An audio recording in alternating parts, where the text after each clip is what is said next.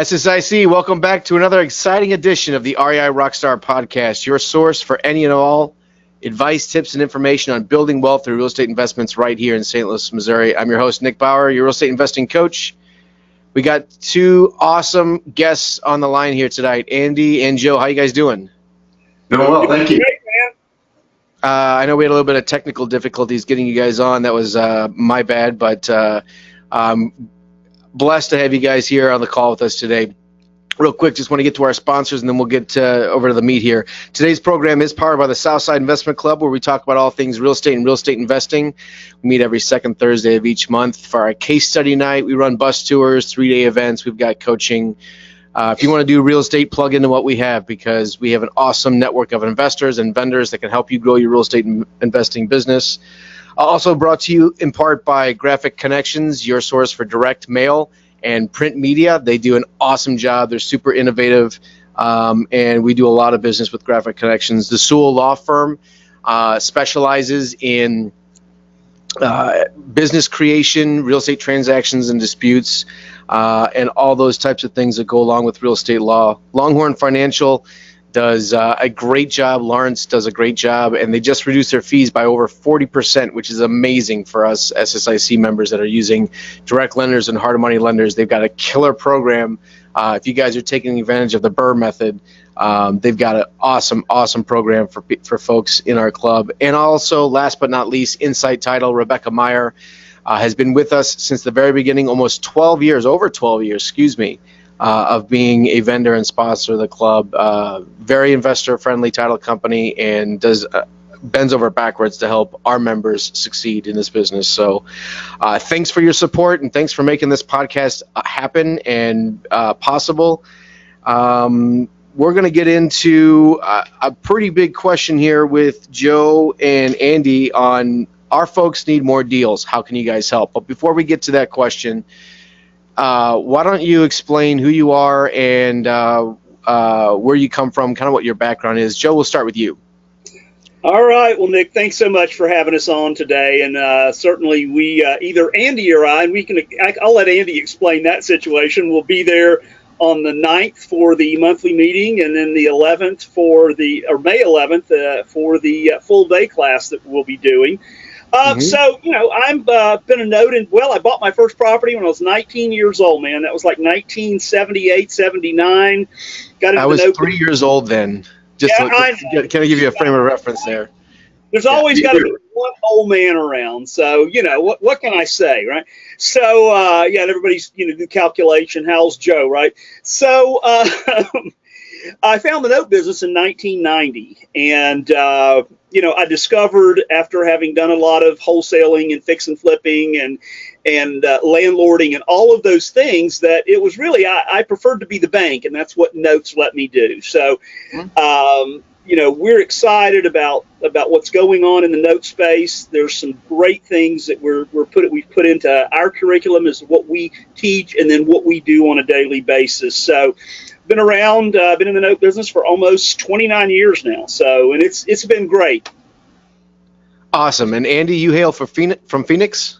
I do. I live in Phoenix, been in Phoenix since 1988. So I've been here quite a while. I did not do my first property in 1978, as I was 3 years old as well at that time. But I grew up, my dad was a builder, so I kind of grew up in the business, at least from the construction side of things, and he had me working in the trades 14, 15 years old. I was framing houses in Arizona when I was 16, and wow, that kind of thing, which in the summers was pretty brutal. But in 2000, I got involved in the trustee sale side of the business, which is definitely the stress side of the business, but I was buying properties at the trustee sale, at the foreclosure auctions, and fixing and flipping them. And within a couple of years, turned that model into a straight wholesaling model. I don't even know if I knew what that term was at the time, but that's what essentially we were doing. We were wholesaling everything that we were buying at the auctions. By 2003, we had wholesaled 1,000 properties in 1 year, all in Phoenix, Arizona market. And then we expanded into other markets, me and my partners. So we were in Oregon, we were in Washington, we were in Idaho, we were in Salt Lake City and Texas. again, just running this wholesale model all the way up until the market crashed. And so then we had to kind of pick ourselves up and figure things out after getting our butt spanked pretty good. So one of the things that has carried me through a lot of that has been passive income. And I'm, although early in my career I was really into rental properties and still find lots of value in owning rental properties and still do own rental properties, I really like the paper side of the business just because it's very clean. There's pluses and minuses to the paper business versus the rental business, but they're both very similar. They have very unique characteristics, and I really can't speak highly enough of how wonderful the passive income is from either notes or from rental properties. But I would say I really like the notes. So obviously that's why people are attracted to real estate to begin with. Multiple streams of income, passive income, making money while you sleep, and I think once people are, they start coming to meetings or they start reading or listening to podcasts or doing all that kind of stuff, and they jump in and they're like, wow, this is actually a lot harder than I thought. And this year it's funny because the market is fantastic, at least in St. Louis. I mean, it's super healthy. There's a super strong seller's market, but the supply is down, and there's a lot more people doing it than there have been in years past. So it is, dare I say, it's a scratch and claw year, but if you got to fight and scratch and claw for every dollar you're going to make this year. It's just a lot of competition. It's harder out there. So people need deals. How can you guys help? What are you guys going to be talking about and sharing with us when you come in? That's Saturday, May 11th for the full day. You're also going to come in for the Thursday night event, which is our case study night, so we can get as much information out of you guys as possible. People need deals. How can you guys help? Wendy, you want to start that off?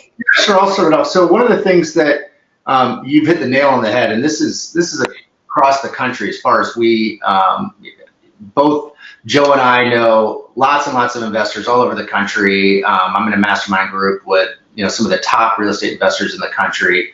That are doing deals in lots of different ways, whether it's turnkey properties, whether it's notes, whether it's wholesalers or whatever. And everybody's having the same problem right now, which is it's taking me more marketing to get one deal versus just a year ago or 2 years ago or 5 years ago, especially, right? And so one of the things that we teach and that we're going to show you in a couple of weeks is how for people that are going directly to the seller, whether you're a fix and flipper or a wholesaler, even a rental guy, how without changing your marketing budget at all, how we can show you how to potentially double and maybe even triple your business by introducing this concept called seller financing. And not only can you double or triple your business, but we'll actually prove to you, even that very first Thursday night, how you can crush your competition by way overpaying what they would be willing to pay just offering cash. And we can show you the math on how it is that you could offer. I'm not talking like you could offer $1,000 or $2,000 more on that $100,000 house. I'm talking about $25,000 more you could offer. And you'd be going, that's insane, Andy. How can I offer $125,000 on a house that's worth $145,000? There's no way I can make any money. And I can show you 3 different ways on that Thursday night how you can make money. And you've totally destroyed your competition. And it's a way that you would have never gotten this deal otherwise because the market's too hot. Does that make sense? I mean, it doesn't. Hopefully it's at least a teaser. Yeah. No, that's a great teaser. I think, Andy, I think we're crazy at this point to say you can pay 25% more than your competition and make more money than if you just wholesale the deal. But everybody's stuck on one strategy, and we know what we teach at NoteSchool is that you can't be just one trick pony, right? You've got to have more than one way to get a deal. Right. And the question I always ask is, so if you had 50 ways to close a deal, would you be able to close more deals? And the answer is always, an astounding yes, I could. And what we're seeing is that most wholesalers, fix and flippers, are wanting to buy at 70% of value, right? And not everybody's going to do that. And so what Andy had, what he had just said was the big teaser was that, we can show you by buying, if you buy on the right terms, that you can, double or triple or quadruple that acceptance rate. And what we always say is that most real estate investors kind of have those blinders on where it's either wholesale or fix and flip or landlording. And by expanding and learning these other ways to do a deal, that you can pay more and you can still make more profit, because the bottom line is we want to show you not only how to make some money now, but some money in the future. When you're doing just wholesaling or fix and flipping, you're making a good living, but you're not building any long-term wealth. So we want to show you how to do that. And, everybody seems to think that every seller, it's a money problem when you're out in the marketplace trying to buy deals, right? And sometimes it's not a money problem. Sometimes it's just a real estate problem. That's the thing is we have to be more creative this year than in years past, because all the things that you just talked about, the competition is real. The supply is down. I don't know about in your guys' specific markets where you do a lot of business, but in St. Louis, our supply is down 20% than it was last year. And last year, everyone was talking about how low the supply was, and it's fascinating to look at the numbers. And if you just look at the amount of deals that have been sold, or the amount of property that's moving in St. Louis, it's down like 15%, right? Depending upon where you actually look in St. Louis, it's down between 12 and 15%. And you're thinking, oh my gosh, it's a bust. There's a bubble, everything. But God, the supply's down 20%. So we're still selling properties. It's just there's not as much to sell, and I'm talking about the entire retail space and everything. But it's pretty phenomenal when you look at that. When I remember 10 years ago, during the crash, right as we were coming out of it, I guess, basically in 2010, they were talking about a 10-year supply and how we're never going to sell these properties off, and will the market ever really get back to where it was? And now we're 2019, and it's like, holy smokes, there's nothing to buy, there's nothing to sell. It's crazy, Yeah. And what we've seen is that investors are having to make 20 offers to get one deal accepted. Right. Yeah. When we make that big boast, that big bold statement saying, "Hey, we can double your acceptance rate," we're just saying you can buy 2 out of 20 versus 1 out of 20 or 3 or 4, right? And right. So, well, let's be clear. You guys don't have secret fairy dust that's going to make me a quadrillionaire overnight, right? We do. Come on, here it is. You're selling that? You're going to sell that you're going to sell the fairy dust for $10 an ounce, and we're going to sprinkle it over our heads. We're going to make gazillions of dollars. Oh, it's much more valuable than that, right? Right, exactly. If you really had that, it'd be a lot more than that. But no, you guys have another arrow in the quiver that we can put in our toolbox, or another tool in the toolbox, or arrow in the quiver, whatever analogy you want to use. You have a different way to look at stuff that's allowing us to, like you said, double your acceptance rate, and that might only mean 2 deals out of 20 instead of 1 out of 20. But man, if we can make money off something, if we can expand our knowledge base and learn how to do something that we haven't done before, that could be a key impactful metric for someone in their business that's going to allow them to get out there and get across any barriers that they're facing, or pound through that wall. Like, hey, I'm making offers, but I'm not making money. What do I do to change, right? And Nick, that fairy dust really is just learning something that you don't know already, right? You don't know what you don't know. Right. And the fairy dust that we're going to sprinkle on is that, basically we're going to show you how to make a terms offer. You can still make your cash offer, your 70% of value or 80% of value. We're going to show you how to make that second offer and position that so that you'll get more deals.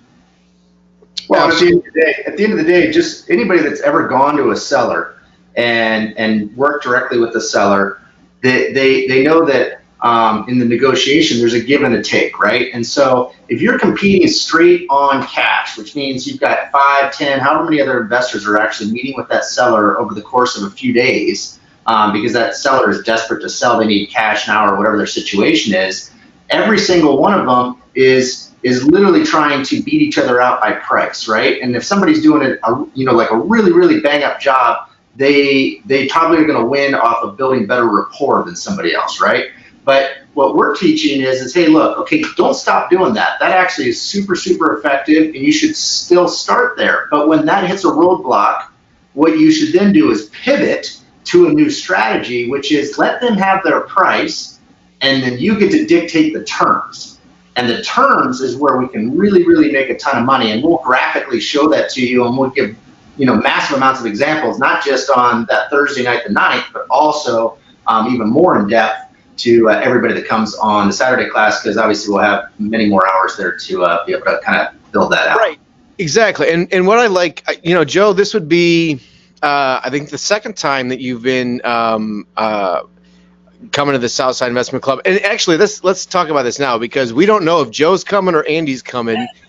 And the reason is it's kind of it's a good thing. It's kind of a funny thing, though. But Andy is slated to come at the Southside Investment Club, but you're expecting a baby boy, and if he comes, then you're going to be.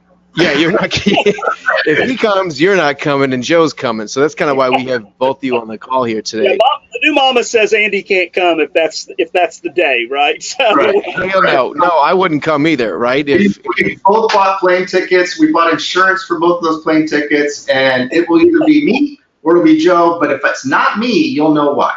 Yeah, there you go. Exactly. But Joe, you've been to the Southside Investment Club, and you met some of our members, and we've had a really good time. And what I like about you is, you really explain things in a very pragmatic way, and you talk about, hey, these are some practical solutions and some practical knowledge that we can go out and use immediately. It's not like I've got to learn for the next 20 years on this. Like, this is some concrete stuff that we can put into our business now. So speaking of that, how do you guys actually teach passive income? Like, what are some of the things that we're going to be talking about other than the owner financing? Andy? Go ahead.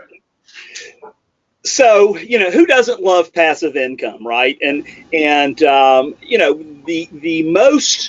the best you can do as far as passive income with properties is buying having a great tenant, really qualifying them and having a great tenant, and being a landlord, right? Setting up the right management and all of that. Well, in the note side of the business, what we teach you is that you can buy a performing real estate note. So a performing real estate note means that, the borrower has been paying on this loan for anywhere from 6 months to 5 or 6 or 7 years. And it just makes a real clean transaction when you can buy a note that is third-party service, which means it's kind of a hands-off deal. You can buy the note, you'll get a great rate of return, and it's secured by the property. And the cool thing about the note side of that, or buying a performing note, is that you don't have to deal with the property. You don't have the old corny thing, the 3 T's, the tenants, the toilets, and the landlord, or the tenants, toilets, and the turnover, right? You're the bank. And that's really, what we feel is where most people would really like to be. And, we also know that there's somewhere between $55 billion and $75 billion sitting in self-directed IRAs that really it's not invested in anything. And so there's a lot of money out there that's kind of money that's sitting there that people really don't know what to do with. And this, buying and having that money to buy a passive note is just amazing. Again, you're buying something that's secured by the property. You're in it at less than 70% of what your loan to value is, less than 70% of what the property's worth. And it can be anywhere in the country. It doesn't have to be in St. Louis. It could be a note I live in South Florida, or North Carolina, or wherever it is. So that's really the best thing about investing in a note on a little house somewhere, is that it's truly passive. Well, and I'd even add to that it opens people's geographic ability to be able to invest without having to do it in their backyard. I mean, as a career wholesaler, which is me, a career fix and flipper, which again is me, it's really, really, really difficult to do that outside of your own market without having a lot of education, a lot of strategic partnerships, a lot of infrastructure in place. And with notes and buying, we're just talking about buying passive performing notes. I mean, with notes, I can buy that in Indiana or Florida or St. Louis or Arizona. It doesn't matter geographically where it's at. It could be anywhere in the 50 United States. And I don't have to be there because I'm not worried about the toilets and the tenants and that kind of stuff. I don't have to get property management in place because I'm buying a note. I'm the bank. right? And so it's a slight shift, but it's a big shift, and it allows you to be able to be in your pajamas essentially, and be a passive investor. And we'll give a bunch of examples of that in a couple weeks as well. But it makes things so much more open, where if you're super competitive right now in St. Louis, great. Guess what? Cleveland's not, or Lincoln, Nebraska is not, or whatever, right? Yeah. Yeah, and again, I like the when we talk about like, oh, we have a challenge in our business, right? Well, do we give up, or do we learn something new? Right? Do we throw in the towel, or do we say, hey man, I want to beat this thing? And it's nice to have that knowledge base and know how to do, creative deals. Have been able to manufacture deals out of thin air before, where there wasn't a deal there before, where I've been able to put money in my pocket, and being able to learn more and having our members learn more about that from you guys is really going to be key. Because I know a lot of people that I talk to are, man, wow, yeah, I am making a lot more offers. I am looking at a lot more properties. I am doing a lot more stuff. So both of these things that we just touched on here can definitely help out our membership. And I'm really excited to have at least one of you guys here. And yeah, Andy, congratulations. If for whatever reason you are not there because your boy came, congratulations. And hopefully, I'm not sure if I had to pick which one I would, which one I should have, but you'll be fine. If Andy wasn't on the phone, and you could choose Andy, and if Andy wasn't on the phone, you could choose me, and we would never know. Right? There you go. I'm going to stick with that story. So hey, on our podcast, one of the things I always do is I have a segment. We've kind of got like a wall of shame segment that we call here, and it's a piece of something that we get out of a house, every house that we buy, and we just have that in the office, and it reminds us of the house, or it reminds us of that seller, or the situation, or the smell, or whatever that we got, and we share. I pick up the most bizarre items that want to remind me of the house. So it's definitely not like I don't have a style of things that I pick. But this one jumped out at me, and this one, I don't know if you can see it on the screen, but hold on. There will be a $5 charge for whining. I love that. That's awesome. Amen to that, man. This is a no whining zone, right? No whining zone, right? It's a cool little thing. I honestly don't even remember what house we got it out of, and that's the whole point of having a wall of shame item, is we need to start putting stickers on them. Like, we got this from the Soulard property or whatever, and but this was a good pickup. I love this thing. I've got that sitting in the back there, and my office is just cluttered with all kinds of stuff that we've collected from houses, and it's just a wall of shame item. So there will be a $5 charge for whining. No whining zone. I love it. Very, very good. Take that to the meeting, to the next meeting, right, and hold it up at the front of that, right? There you go. Got a whining jar at the back of the room, right? Yeah, exactly. Exactly.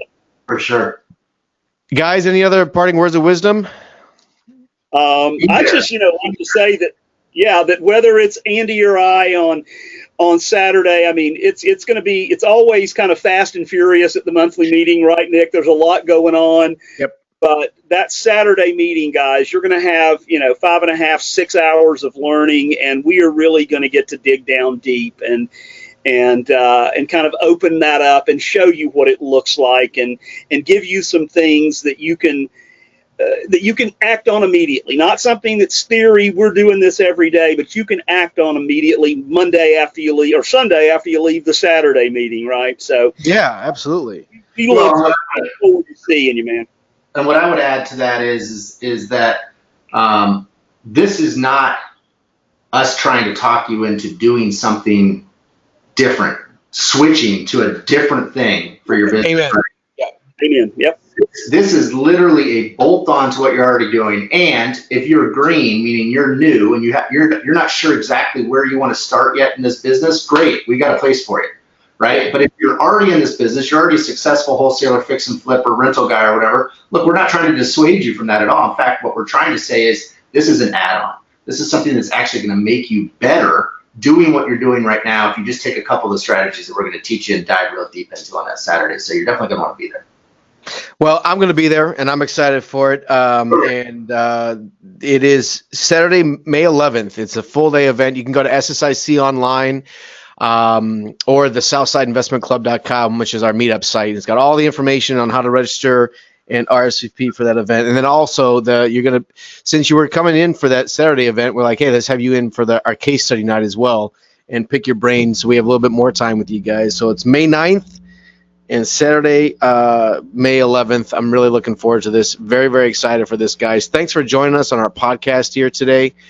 And Andy, I hope to see you. And if not, congratulations. Thank you. Appreciate it. And then if we're stuck with you, Joe, then we're going to be stuck with you.